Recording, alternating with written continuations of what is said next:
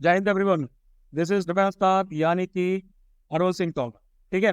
अभी ग्रुप में और पर्सनली भी बहुत सारे मैसेज आ रहे थे। बहुत सारे फ्रेशर्स या स्टूडेंट्स वगैरह रहते हैं, उनको बहुत ज़्यादा मतलब क्वेरीज रहती है, जेन्युइन क्वेरीज रहती है कि सीडीएस के एडमिट कार्ड में लिखी हुई चीज़ों का मतलब क्या होता है ना, या फिर सीडीएस में क्या करना चाहिए, क्या नहीं करना चाहिए।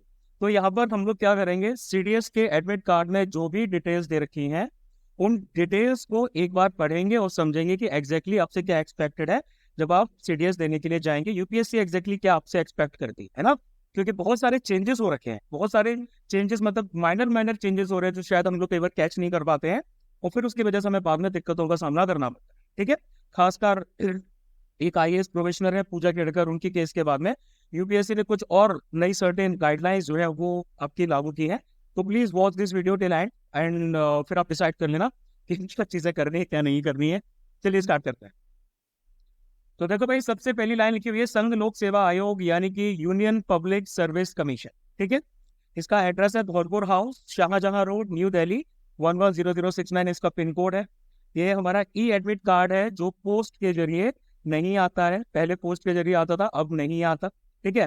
और ये आपको एडमिट कार्ड क्यों दिया गया है, you are admitted to the combined defence services examination 2024। ठीक है। सीडीएसई जो एग्जाम है हमारा 2024, जो कि 1 सितंबर 2024 यानी कि कल के दिन होगा, उसमें सम्मिलित होने के लिए आपको आमंत्रण दिया जा रहा है, प्रवेश दिया जा रहा है, सिर्फ उसी में शामिल होने के लिए और किसी चीज के लिए। ठीक है। दूसरी चीज, आपका नाम लिखा होगा, ये नाम आपका क्लास 10th की मार्कशीट के हिसाब से, सॉरी यार ये ऊपर की स्लाइड नहीं होना चाहिए, ये नाम आपका 10th क्लास की मार्कशीट के हिसाब से होना चाहिए। आपने जनरली वही नाम अपनी ओटीआर प्रोफाइल जो है उसमें मेंटेन किया होगा। अगर कोई चेंजेस आए हैं तो फिर उसके लिए आपको एफिडेविट वगैरह जो रहता है वो बाद में एसएसबी वगैरह में ले जाना पड़ता है। ठीक है। नाम हमारा 10th की मार्कशीट के हिसाब से हो जाता है। रोल नंबर, आप लोगों को अपना रोल नंबर जो है याद होना चाहिए। क्यों याद होना चाहिए, क्योंकि कल को जब आप एग्जाम क्लियर करेंगे और फिर जब आप एसएसबी देने जाएंगे तो वहां पर आपसे रोल नंबर पूछा जाता है। ठीक है। आप जब स्क्रीन इन हो जाते हो या रिकमेंडेड हो जाते हो तो आपसे रोल नंबर पूछा जाता है, तो फिर वही याद रखना, अभी तो नहीं बाद में याद कर लेना। और एक और अच्छी चीज बता देता हूँ, सबसे बढ़िया, इस एडमिट कार्ड को आप जो है वो संभाल के रखिए। ठीक है। ये एसएसबी में मांगा जाता है। आधार कार्ड नंबर, जो आधार कार्ड है आपका, आप वो आधार कार्ड आप का नंबर लिखा हुआ है, बस को क्रॉस चेक कर लेना। ठीक है। फादर्स नेम, मदर्स नेम आपकी क्लास 10th की मार्कशीट या फिर ओटीआर प्रोफाइल के हिसाब से होगा। और आपकी प्रेफरेंसेस क्या है, यहाँ पर अनुज ने प्रेफरेंस दिया आईएमए एंड ओटीए। ठीक है। इसके बारे में भी अभी मैं आपको आगे जाके बताऊँ। सेंटर है उसका फरीदाबाद, जो सेंटर वाली सिटी है। आई होप आप लोग पहुंच चुके होंगे। अगर आपका होम टाउन है तो फिर आपने सेंटर को प्रॉपरली पहले से देख लिया होगा। सेंटर को कोड अच्छे से देख लीजिए, सेंटर का नाम अच्छे से पढ़ लीजिए, modern school sector 17, near sector 17 market Faridabad 12100। ये क्यों जरूरी है, जनरली होता क्या है कि ये जो सरकारी स्कूल होते हैं इनके नाम कई हद तक सेम होते हैं। मेरे लास्ट अटेम्प्ट में मुझे याद है कि मैं सेम नाम वाले सेंटर पे पहुंच गया था, दोनों सेंटर के बीच में मुश्किल से 1 किलोमीटर का दूरी थी, तो वो एरिया का नाम भी सेम ही था, इसी तरीके से वो सेक्टर था। ठीक है। और मैंने ध्यान नहीं दिया, बस सेंटर कोड में कुछ एक अलग था, मैं चला गया वहां पर डायरेक्ट होके और खड़ा हो गया। जब एग्जाम में मेरे ख्याल से 5 या 10 मिनट बचे थे, जब उन्होंने एंट्री के लिए बोला, तब फिर मैंने एकदम से चेक किया, तब फिर मुझे समझ में आया कि मेरा सेंटर तो दूर है। तो मैं भागा भागा फिर जो है जल्दी से वहां पर अपने सेंटर पे पहुंचा, बस जस्ट एकदम एंड मोमेंट पे पहुंच पाया। ठीक है। तो सबसे पहले सेंटर पे जाओ, सेंटर पे जाने के बाद में देखो आपका जो भी रिपोर्टिंग टाइम है उससे आपको पहले पहुंच, ठीक है, उससे पहले पहुंच जाओ और पहले पहुंच के अपना जो रोल नंबर है ना उसको शीट में चेक कर लो। बाहर उन लोगों ने शीट लगा रखी होती है गेट के बाहर, उस शीट में पहले अपना रोल नंबर वेरीफाई कर लो भाई है कि नहीं है। उसके बाद सेंटर कोड भी देख लो कि भाई सेंटर कोड यही है कि नहीं है ना, सरकारी स्कूलों के नाम एक जैसे तकरीबन होता। अब समय सारणी भाई देख लीजिए, इंग्लिश सबसे पहले आपका होगा 9 बजे से लेकर 11 बजे तक, ये तो सबको देना है, ये तो मेल एंड फीमेल दोनों के लिए है। उसके बाद जीके आ जाता है, तो जीके आपका दोपहर को 12 से लेकर 2 बजे तक, ये भी मेल एंड फीमेल दोनों के लिए होता है ना, यानी कि ओटीए वाले यहाँ पर निबट जाते हैं, मतलब उनका काम खत्म हो जाता है, वो चिल कर सकते। ठीक है। सुबह 9 से 11 मतलब 2 घंटे का पेपर आपका यहाँ, 2 घंटे के बाद 1 घंटे का ब्रेक, इस 1 घंटे में कुछ खा पी लो, ज्यादा हैवी मत खाना नहीं तो नींद आएगी, आगे 2 पेपर और देने हैं। एलिमेंट्री मैथमेटिक्स 3 से लेकर 5 होता है, इसमें सबसे ज्यादा नींद आती है क्योंकि 2 बजे के बाद आपको भूख लगने लगती है। सेंटर से ज्यादा दूर मत भटकना, कई बार आप टाइम पे नहीं आ पाते हैं, गेट बंद हो जाते हैं, है ना। तो इन सारी चीजों का ध्यान अच्छे से रखें। ये सिर्फ मेल ही देते हैं, यानी कि IMA, INA और उसके साथ साथ AFA वाले बंदे, OTA वालों को ये देने की जरूरत नहीं। ठीक है, अब देखो भाई क्या क्या लिखा हुआ है, इसमें एक बार देख लेते हैं अच्छे से, हिंदी इंग्लिश दोनों में लिखा हुआ है। ब्रिंग दिस एडमिट कार्ड, ये एडमिट कार्ड का प्रिंट आउट आपको लेना है, ठीक है, और पेज 1 का ही प्रिंट आउट लेना है। पेज 2 पे जो इंस्ट्रक्शंस है उनका प्रिंट आउट लेने की आपको जरूरत नहीं, सिर्फ पेज 1 का प्रिंट आउट लीजिए। ठीक है, अपनी एक ओरिजिनल फोटो आइडेंटिटी कार्ड जो है वो ले जाइए, जनरली आधार पत्र जो लिखा हुआ उसमें वो ले जाइए, सिर्फ आधार कार्ड सॉरी वो ले जाइए। इसके साथ साथ आप क्या करेंगे, ब्लैक बॉल पॉइंट पेन ले जाए, ठीक है, तकरीबन 2 तो ले ही जाओ, इनकेस एक फेल हो जाए तो। ठीक है, तो एक ब्लैक बॉल पॉइंट ले जाओ अपने साथ में, जो नेसेसरी आपकी स्टेशनरी है, लाइक रफ वर्क के लिए जो पेंसिल यूज करते हैं, इरेजर यूज करते हैं, शार्पनर यूज करते हैं, ये सारी की सारी चीजें ले जाओ। ज्यादा कूल मत हो, कई बार क्या होता है कि आसपास नहीं मिलता, फिर दिक्कत खड़ी हो जाती। ठीक है, और ये एडमिट कार्ड आपको हर सेशन में अपना एडमिशन सिक्योर करने के लिए दिखाना होता है। ठीक है, और ये इसमें साफ साफ लिखा है कि भाई इस एडमिट कार्ड को आपको फाइनल रिजल्ट के डिक्लेयर होने तक, फाइनल यानी कि मेरिट, जब आपकी मेरिट आती है ना तब तक आपको इसको सुरक्षित रखना है। ठीक है, अब देखो भाई कुछ नई चीजें पिछले 1-2 साल से शुरू हुई थी, जिसमें बहुत सारे बच्चे जो है एग्जाम में देने से छूट जा रहे हैं। ठीक है, UPSC बहुत स्ट्रिक्ट हो गया इस टाइम में कि एग्जामिनेशन का जो वेन्यू है वो आपका 30 मिनट पहले आपके scheduled commitment of the examination in each session, her session में आपका 30 मिनट पहले बंद कर दिया जाएगा। मतलब यहाँ पर आपका जो है वो 8:30 पे बंद कर दिया जाएगा। ये 12 से लेके 2, ये 11 से लेके 12 तक 1 घंटे का गैप है, लेकिन 11:30 पे यहाँ भी एंट्री रोक दी जाएगी, और यहाँ पर जो है आपका 2:30 बजे एंट्री रोक दी जाएगी। तो ज्यादा दूर मत जाना, एक दिन थोड़ा घूम के रह लेना, या फ्रूट्स वगैरह अपने साथ रख के आना, सैंडविच वगैरह बना के लेके आना, बाहर किसी सिटी में गए तो कुछ पैक करवा लेना और उसको बैग में रखे रहे। ठीक है, आपकी ऐसा नहीं है भाई कि आपने इंग्लिश का पेपर दे दिया फिर चिल होगा कि भाई जीके में तो एंट्री दे देंगे, नहीं, वो मना कर दें साफ साफ। UPSC वाले बहुत बहुत ज्यादा डिसिप्लिन लोग हैं इस मामले में। ठीक है, तो फिर आपको ये भी करना है कि भाई आप अपनी एंट्री जो है पहले से सिक्योर कर लें, आज कहीं दूर दूर मत जाए, सेंटर में आसपास ही बैठे। ठीक है, उसके बाद में घड़ी जरूर ले जाए अपने साथ, एक वॉच जो है ना अपने साथ जरूर ले जाएं, अगर ज्यादा महंगी नहीं ले जा पा रहे हैं, मतलब अगर आप महंगी पहनते हैं जस्ट इन केस, तो आप कोई सस्ती वाली ले जाइए, क्योंकि वॉचेस वगैरह तो अलाउ, वॉचेस तो अलाउ रहती है, तो वॉचेस, डिजिटल वॉचेस अलाउ नहीं रहती है, नॉर्मल जो आपकी एनालॉग वाली रहती है वो अलाउ रहती है। ठीक है, अब उसके बाद में थोड़ा सा और इंस्ट्रक्शंस को देख लेते हैं, जो भी क्लैरिटी है इसमें और समझ लेते हैं।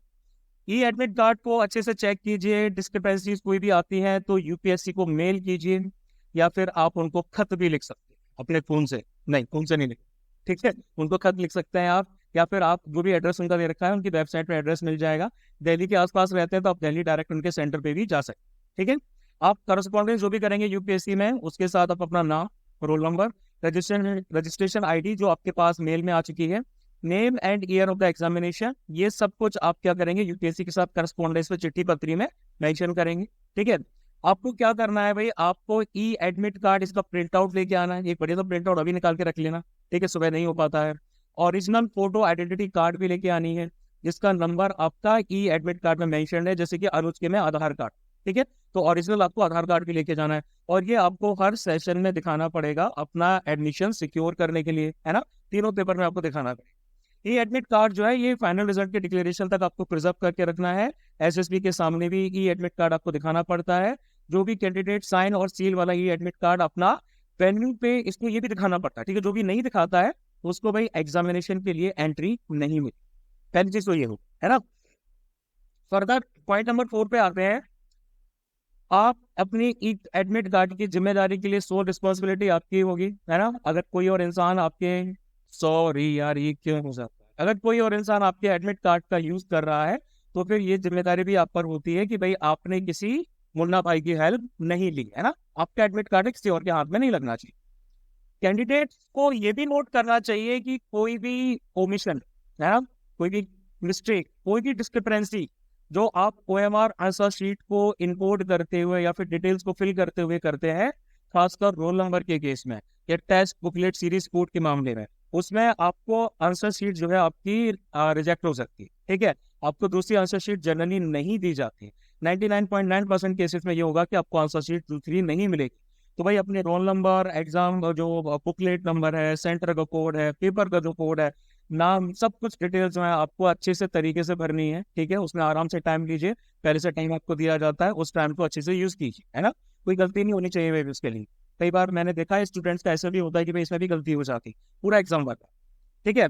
30 मिनट पहले आपका जो है एग्जाम के स्टार्ट होने से पहले गेट बंद कर दिया जाएगा। उसके बाद आप कितना भी रोइए, चिल्लाइए, गाइए, कुछ नहीं होगा। अभी यूपीएससी की एक सिविल सर्विसेज में हुआ था ना, एक लड़की थी, उसके मदर एंड फादर बेचारे बाहर बेहोश हो रहे थे, रो रहे थे, सब कुछ हो रहा था। जिस भी वजह से भाई आप जो है लेट पहुंचे हैं, लेकिन ऐसा हुआ था, आपको एंट्री नहीं चाहिए। इसका सिंपल सा सॉल्यूशन है कि भाई 9 बजे से पेपर होने वाला है, 8:30 बजे आपको एंट्री मिलनी है, 7 बजे पहुंच जाओ, कुछ नहीं बिगड़ जाएगा भाई, कुछ नहीं बिगड़ जाएगा, है ना। 7 बजे पहुंच जाओ, एक टाइम अपना देख लो कि भाई घर से पहुंचने के लिए कितना टाइम लगता है। अगर 1 घंटा लगता है तो सुबह 4 बजे जाओ, सारे काम निपटाओ, रिवीजन वगैरह करो, और सुबह 6 बजे निकल जाओ। आपको पता है कि भाई किस मोड को आप यूज करते हैं, है ना। आज मैं बागपत जा रहा था, तो फिर बागपत जाते जाते रास्ते में कम से कम 50 मिनट एक छोटे से जाम की वजह से, सॉरी, बेसिकली क्या है, बस खड़ी रही 50 मिनट, है ना। 12 बजे से लेकर तकरीबन 1 बजे तक खड़ी रही बस, मैं कुछ नहीं कर पाया भाई, जाम था, क्या करोगे आप भी लेट हो सकते हो वैसे। और ऐसे बहुत सारे स्टूडेंट होते हैं, क्योंकि उनको लगता है कि भाई ऐसा होगा वैसा होगा, है ना। दिल्ली वाले जो बंदे, वो ये भी देख लेना कि मेट्रो लेट स्टार्ट होती है, ऐसा नहीं कि आप 8 बजे निकल रहे हो, सोच रहे हो 8:30 तक पहुंच जाओगे। कई बार ऐसा भी हुआ कि मेट्रो भी रुक जाती है बीच में ड्यू टू सम इश्यूज, ठीक है। तो भाई एक अच्छा सा टाइम जो है, परफेक्ट टाइम है, पहले से लेके निकलना। सेंटर पहले पहुंच जाओगे तो कोई दिक्कत नहीं हो जाएगी, बैठ के वहां चुपचाप से डिफेंस स्टाफ की, करंट अफेयर्स की मैगजीन से रिवीजन कर लेना, या फिर जिस भी मेंटर के आप कोई फॉलो कर, ठीक है।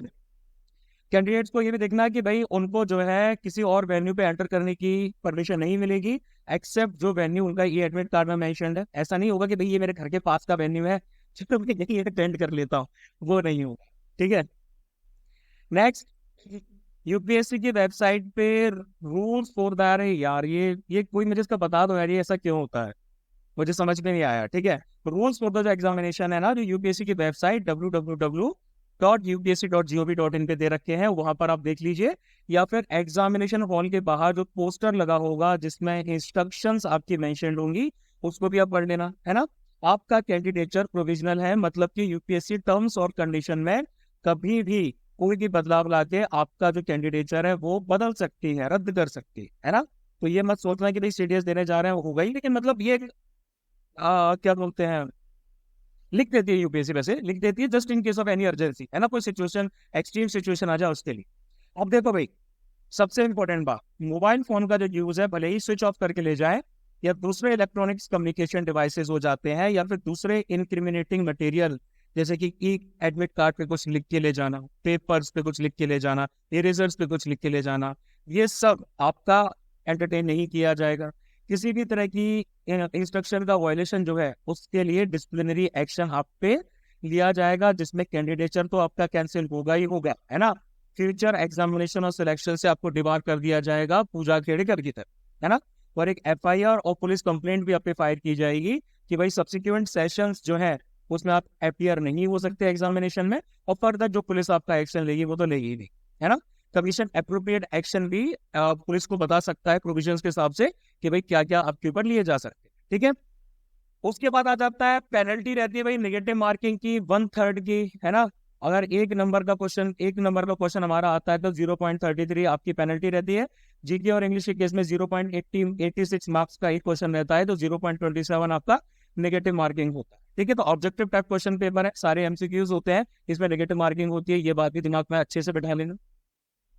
बाकी भाई ब्लैक बॉल पॉइंट के अलावा जो भी अपने आंसर्स मार्क किए हैं वो इवेल्युएटेड नहीं किए जाएंगे, इसलिए हमेशा ब्लैक बॉल पॉइंट ही ले जाएं। अभी खरीद के रख ले 2-3, ठीक है। कैंडिडेट्स को एग्जामिनेशन प्रेमाइसिस में, यानी कि सेंटर की ही बात की जा रही है ना, प्रेमाइसिस यानी कि सेंटर, पूरे सेंटर की बात की जा रही है। ये आपका सेंटर है, यहाँ पर आपका हॉल है, यहाँ पर सेंटर की ही बात की जा रही है कि भाई यहाँ पर आप किसी तरह का वैल्यूएबल या फिर कॉस्टली आइटम जो है वो आप ना ले जाए, ठीक है। मोबाइल फोन भी ना ले जाएं, स्मार्ट डिजिटल वॉचेस ना ले जाएं, बाकी आईटी के गैजेट्स, बुक्स या बैग्स वगैरह भी अलाउ नहीं होते, ठीक है। सीधी सी बात है, अलाउ नहीं होते। ये सेंटर की क्या होता है, डिस्क्रिप्शन पे होता है, सेंटर की विजडम पे होता है, सेंटर की परमिशन पे होता है कि वो अलाउ करते हैं कि नहीं करते हैं। जनरली सेंटर्स अलाउ कर देते हैं, सेंटर अपने हिसाब से प्रोविजंस करते हैं, है ना।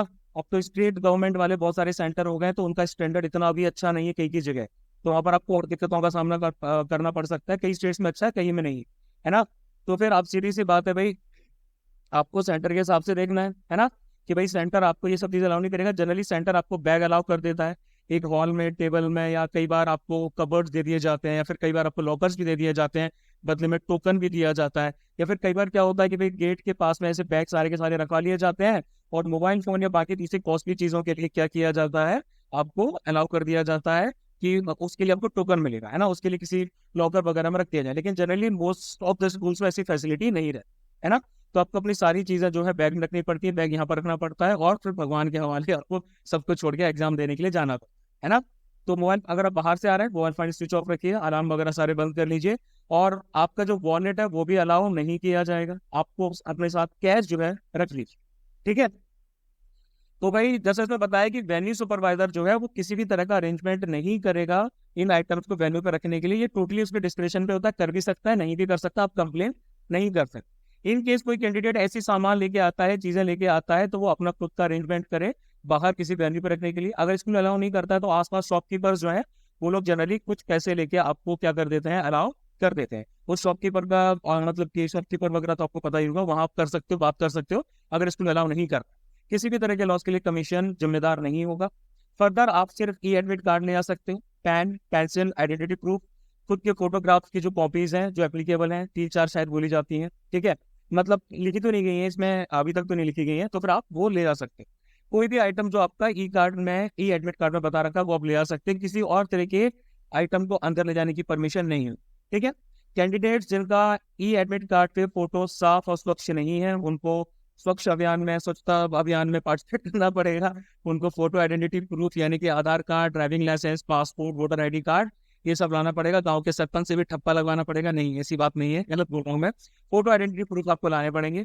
3 पासपोर्ट साइज फोटोग्राफ हो गए भाई, तीनों सेशन के लिए। 2 के लिए आ रहे हैं तो फिर 2 ले आइए, लेकिन 3-4 तो ले ही आइए, ठीक है। जनरली उन्हीं फोटो को यूज करना है जो आपके ई एडमिट कार्ड में आपने डाले थे, है ना। तो ये आपके 3 पासपोर्ट साइज फोटोग्राफ जो होते हैं वो भी चाहिए होते हैं। कैंडिडेट्स जिनको ओटीई कोर्स के लिए एडमिट किया गया है, लेकिन अगर वो मैथ्स वाले में जबरदस्ती घुसना चाहते हैं कि नहीं हम तो सफर करना चाहते हैं, है ना, हमें मैथ्स का पेपर देके जो करना है, सफर करना है, हमें भुगतना है, तो उसके लोगों को जो है उनके पेपर एवेल्युएट नहीं किए जाए। यहाँ पर मैं एक और चीज बता देता हूँ, ओटीई वाले बंदों में जनरली ये बहुत बड़ी मिथ होती है कि क्या बोलते हैं, कई बंदों ने ना आईएमए या आईएएफए या आईएनए के लिए उन्होंने जनरली प्रेफरेंस डाल दी होती है। उन्होंने इंग्लिश का पेपर दे दिया, बहुत बढ़िया लगा, जीके का पेपर दे दिया, ठीक ठाक लगा, डिफिकल्ट लगा, या फिर जो भी है। अब उनका मोरल डाउन हो गया, फिर उन्होंने पहले से सोच रखा है कि यार मैथ्स का पेपर जो है वो नहीं देना। अरे भाई क्यों नहीं देना मैथ्स का पेपर, तो प्रेफरेंस डाला कि तो दो ना। मैथ्स में आपकी नेगेटिव मार्किंग भी आ जाएगी तो भी आपके ओटीए के स्कोर पे कोई फर्क नहीं पड़ेगा, ये बात अच्छे से समझ लो, है ना। तो भाई दे ही दो एग्जाम, है ना, थोड़ा एक्सपीरियंस हो जाएगा, फील आ जाएगा, अच्छे से उसको प्रिपेयर करो। एक ऑफिसर कैंडिडेट कभी भी चीजों को छोड़ के नहीं जाता है, वो यार ये डिटरमाइन करता है कि यार ये चीजें जो है ये बहुत क्या बोलते हैं, मतलब मुझे करनी ही है, इन चीजों पे मैं मतलब कि स्किप नहीं करूंगा, भागूंगा नहीं, सिचुएशन से भागना नहीं है। अगर प्रेफरेंस करिए तो एग्जाम कुछ उसका फर्क नहीं पड़ता है। किसी ने अगर आपको नहीं बताया हो तो ये बात समझ, है ना। अगर आपने आईएमए की प्रेफरेंस भरी है, एएफए आईएनए की प्रेफरेंस भरी है, तो मैथ्स का एग्जाम तो मैथ्स को छोड़ के मत जाए, ठीक है। Wearing of mask is optional, पहन भी सकते हो, नहीं भी पहन सकते हो। मास्क आपको वेरिफिकेशन के लिए हटाना पड़ेगा जब भी एग्जामिनेशन फंक्शनरीज चाहे तो। सोशल डिस्टेंसिंग और पर्सनल हाइजीन के जो नॉर्म्स हैं वो आपको फॉलो करने पड़ेंगे। नहा के जाओ, सर्दियां नहीं है, ठीक है। आप वाटर ले जा सकते हैं लेकिन ट्रांसपेरेंट वाटर बॉटल्स में, कोशिश कीजिए बाहर से कोई बिस्लरी वगैरह की बोतल खरीद लीजिए, ठीक है। और कोई बेवरेजेस जिसमें कोल्ड ड्रिंक्स भी आ जाती है डार्क कलर वाली, या कोई खाने पीने का सामान जो है वो आप नहीं ले जा सकते, ठीक है। आपको नाम, फोटोग्राफ, क्यूआर कोड जो ये एडमिट कार्ड में है, इन सबको इंश्योर करना है सही है कि नहीं। अगर कोई डिस्क्रिपेंसी आती है तो आपको यूपीएससी को इस रिगार्ड में कांटेक्ट करना है, ठीक है। अगर आपने लीगल प्रोसेस को फॉलो करते हुए अपना नाम चेंज किया है तो फिर आप हर सेशन में, है ना, हर सेशन में गवर्नमेंट इश्यूड जो आपका नया वाला फोटो आइडेंटिटी कार्ड है, ओरिजिनल गजट नोटिफिकेशन में आपका जो नाम आपने रिपब्लिश करवाया है वो, और फर्दर आप जो है एक एफिडेविट जो रहता है या अंडरटेकिंग रहती है जो आपको मिली है, जो आपने बनवाई है, वो भी आप ले जा सकते हैं एग्जाम के लिए, मतलब ले जाना ही चाहिए। ये सब बेसिक डिटेल्स आपकी आ जाती है जो कि आपको फॉलो करें। कोई ये डाउट है तो भाई अभी कमेंट में पूछ लेना, सुबह तक वो डाउट में क्लियर कर दूंगा। उसके बाद तो फिर एग्जाम ही है, तो देख लेना। हालांकि मुझे थोड़ा लेट याद आया, लेकिन मुझे एकदम से याद आ गया तो मैंने सोचा वीडियो में बना देता हूँ। बहुत सारे जनरल डाउट्स लोगों के आ रहे हैं। सबसे लास्ट में सीडीएस जब आप लोग देखे आएंगे, सीडीएस देखे आने के बाद में पेपर या तो आपका अच्छा जाएगा या फिर पेपर बुरा जाए, है ना। अगर बुरा जाता है तो फिर आप आइए सीधा डिफेंस स्टाफ के पास, क्योंकि 2 सितंबर से बसंतर वन जो है वो लॉन्च किया जाए। किसके लिए? CDS-1 2025 के लिए। तकरीबन 100 डेज का बैच रहेगा, ठीक है। दिसंबर तक ये बैच रहेगा और दिसंबर के बाद अप्रैल के फर्स्ट वीक से हम जो है दोबारा से इसको रिज्वाइन कर लेंगे और जनवरी से जो है बसंतर 2 स्टार्ट। सारी डिटेल्स मैं डाल दूंगा, अभी आ जाएगी आपकी, कल या परसों तक आपकी डिटेल आ जाएगी।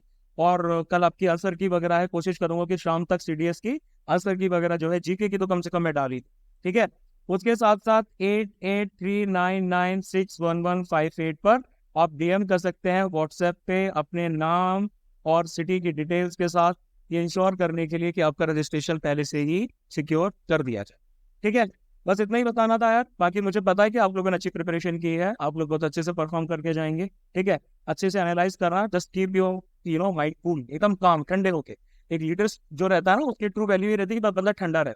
अभी जितनी भी एंग्जाइटी हो रही है, जितना भी बटरफ्लाइज आ रही है स्टमक में, वो सब हो रहा है ना, ये सब जब एग्जाम हॉल में पेपर देखोगे ना तो सब शांत हो जाए। क्योंकि भाई वैसा होता है कि प्रिपरेशन करते हैं उस टाइम पे हमें लगता है सब कुछ आता है, एग्जाम से 1-2 दिन पहले हमें लगता है कि भाई सब कुछ भूल गए। लेकिन जैसे ही आप एग्जाम देने के लिए बैठोगे, एकदम से दिमाग में शांति से आ जाएगी। अगर आपने प्रिपरेशन अच्छे से की है, सब कुछ आपके दिमाग के फोर फ्रंट में आने लगेगा। आई नो दैट आप लोग अच्छा परफॉर्म करें, ठीक है। बस इतना ही बता रहा था। जय हिंद to you all, godspeed, best of luck.